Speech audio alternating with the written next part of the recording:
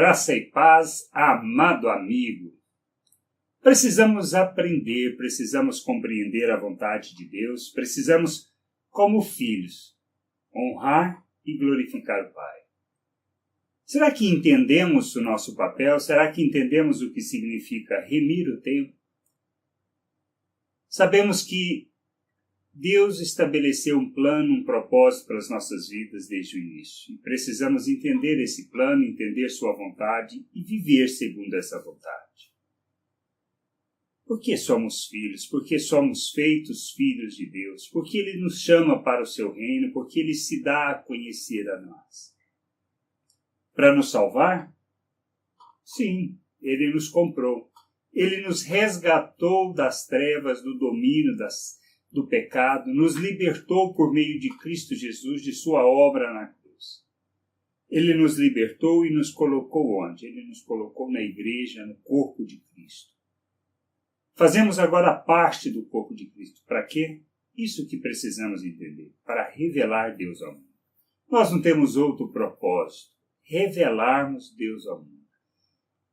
Podemos equivocadamente pensar que temos que correr atrás dos nossos sonhos, empenhar, fazer de tudo, esforçar para que possamos ter sucesso neste mundo.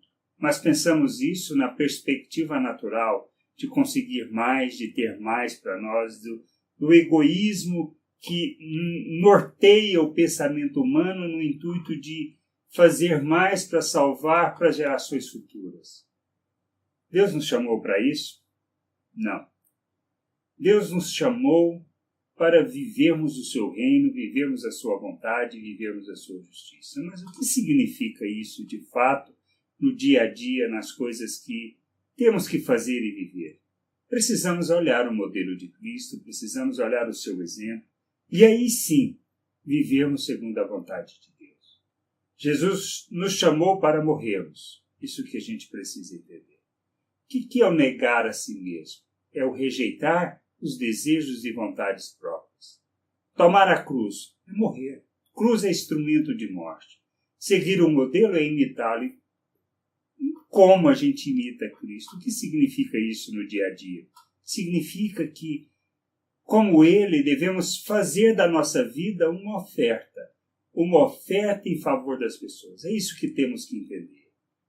Em Cristo nós temos um modelo para ser seguido, modelo para revelar Deus ao mundo. Precisamos entender essas coisas, precisamos compreender.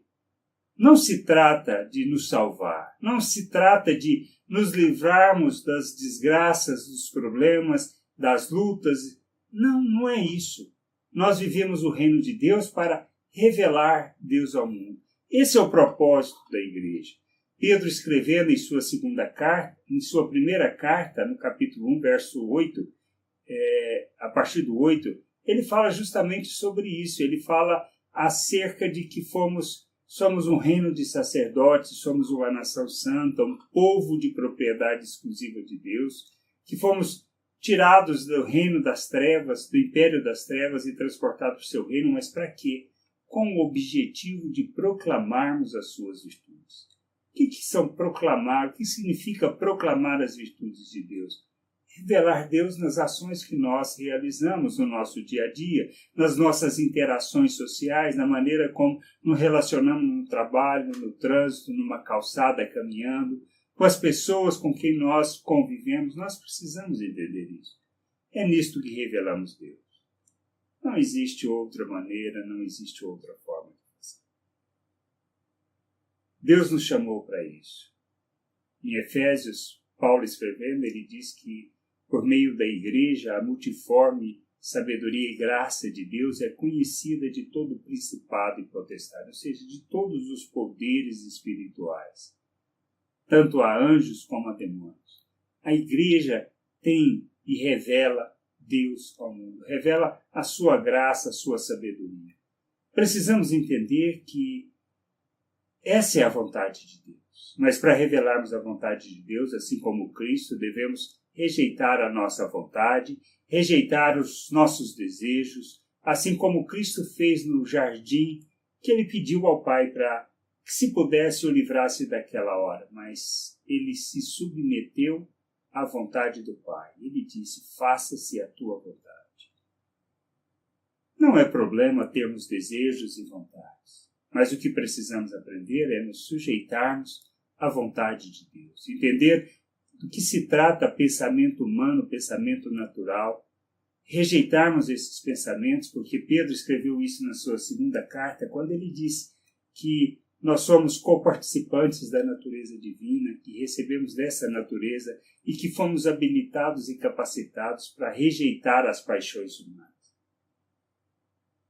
Para rejeitar as paixões humanas, precisamos entender que fomos habilitados e capacitados, que temos da vida de Deus, que temos do Espírito, que nos habilita e nos capacita, que derramou abundantemente do amor, da graça, que o fruto do Espírito que temos e recebemos por meio do Espírito é paz, é longanimidade, é mansidão, é paciência, é amor, é misericórdia. Então essas coisas, elas se revelam que nos relacionamentos que desenvolvemos. Temos que entender que manifestamos, que glorificamos a Deus pelas obras que fazemos. E as obras que fazemos estão relacionadas a quê? A maneira como vivemos com as pessoas, como suprimos suas necessidades, como resolvemos a questão e tratamos as suas carências. Precisamos entender uma coisa. Não estamos aqui para resolver as nossas carências e nem nossos problemas, mas para glorificarmos a Deus através das nossas vidas, fazendo uma oferta, um ato de compaixão em favor das pessoas, para que conheçam o Pai. E assim a gente possa revelar o Pai ao mundo, cumprir o nosso propósito. Não temos outra coisa para fazer neste mundo. O resto que façamos, que possamos vir a fazer, seja no sustento, seja na família que constituímos, tudo isso são meios para cumprirmos o propósito e a vontade de Deus neste mundo. Possamos entender essas coisas, possamos compreender a vontade de Deus e nos sujeitarmos a essa vontade. Graça e paz sobre a tua vida. Amém.